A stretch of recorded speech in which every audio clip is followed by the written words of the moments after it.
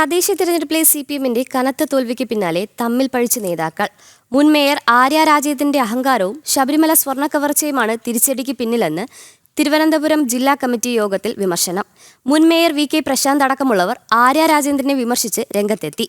ജില്ലാ കമ്മിറ്റിക്ക് നാഥനില്ലെന്നും ജില്ലയിലെ വിഭാഗീയത ആളിക്കത്തുന്നുവെന്നും അംഗങ്ങൾ തുറന്നടിച്ചു. സംസ്ഥാന സെക്രട്ടറിയുടെ സാന്നിധ്യത്തിലായിരുന്നു നേതാക്കൾ പൊട്ടിത്തെറിച്ചത്.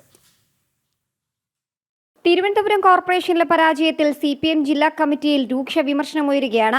മേയറായിരുന്ന ആര്യ രാജേന്ദ്രന്റെ അഹങ്കാരം, വെള്ളാപ്പള്ളിക്കൊപ്പമുള്ള മുഖ്യമന്ത്രിയുടെ കാർ യാത്ര, ശബരിമല സ്വർണ്ണക്കൊള്ള, ജില്ലയിലെ വിഭാഗീയത തുടങ്ങിയ വിഷയങ്ങളിൽ ജില്ലാ കമ്മിറ്റി അംഗങ്ങൾ അതിരൂക്ഷ വിമർശനമാണ് ഉന്നയിച്ചത്.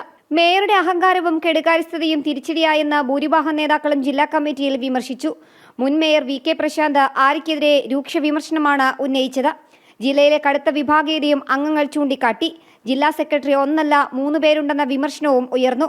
നേതാക്കൾ പരസ്പരം ഭിന്നിച്ചു നിൽക്കുകയാണ്. 3 വിഭാഗങ്ങളെ നയിക്കുന്നത് 3 നേതാക്കളാണ്.